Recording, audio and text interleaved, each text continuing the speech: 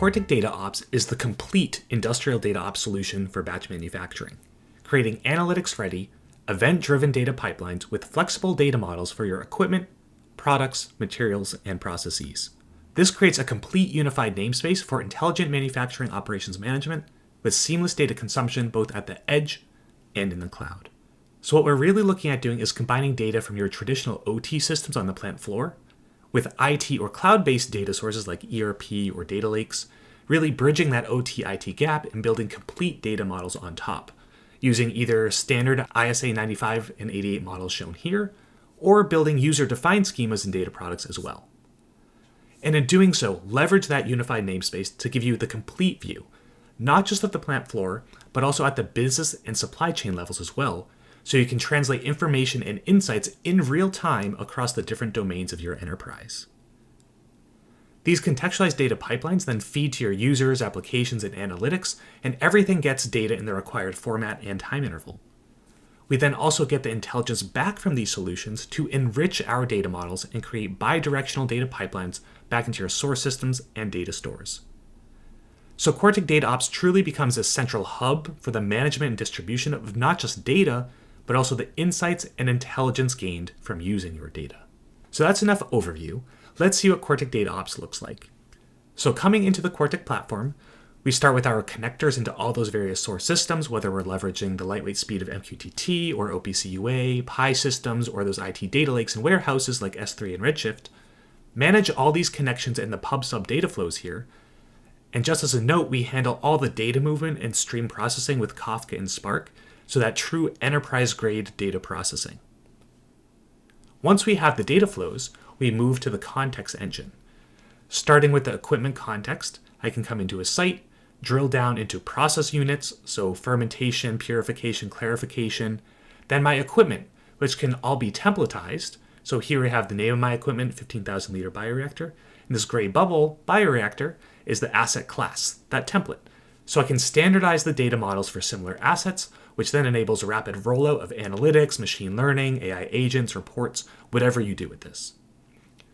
Then within this reactor, I have all my tags mapped from relevant data sources, so in this case a Pi system, plant PX, LIMS, and a Raman probe. I'll also note that this structure can be created automatically using a UNS tag naming convention, existing asset framework, or this can be created manually through the user interface, or via scripting and code through our SDK or APIs. So lots of options depending on your level of maturity, which may even vary from site to site within your organization. Next, we can move into more of the process context, the products you are making. So here's the list of all my products, the recipes being used to make them, and then the batches for each product with that full batch hierarchy of procedure, unit procedure, operation phase. As for creating this batch context, there's also a lot of flexibility. If your batch context is already defined in a system like MES or batch execution, we connect to those systems and automatically create this batch context. If you don't have those, we can also use something like a batch phase tag coming from a PLC. So in this case, my fermentation phase starts when the phase tag equals 5, and when it transitions to 6, it ends. Or if there isn't a phase tag, we can also build a multi-role logic or even use a classification machine learning model to accurately label your batch phases. So you may notice a theme here. Our flexibility ensures that regardless of what systems and data you have available, we can create this product and batch context. So if you have multiple sites with a variety of technologies and maturities, we can serve all of them equally and standardize the context across them. So those are our standard data models, and all this data and context, your connectors, tags, equipment, products, batches, event frames, and even analytics, everything is exposed via GraphQL that I'm showing here. This also serves as the interface for creating user-defined data models and data products, and also for creating those bidirectional data pipelines into and out of other applications, analytics, or systems. So whether we're sending data into something like a batch genealogy tool, a digital twin, or a maintenance system, we can create whatever data payload and pipeline is required.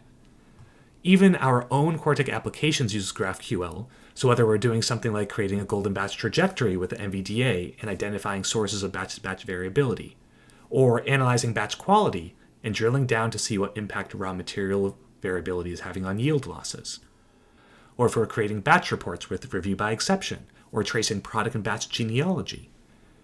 Cortic DataOps and our context engine serves as the foundation for all of this and more. And you don't even need to get into the advanced analytics. There's so much value just in the data and context, providing visibility and accessibility. But this DataOps foundation creates the data readiness and future-proofs your data architecture, where we can then rapidly deploy and scale your advanced analytics or applications across your enterprise. There's a lot more I can show here, and I'd love to dive into more detail. So if you want to learn more about Cortic DataOps and how we fit into your data and analytics strategy, reach out to us today to schedule a meeting or demo.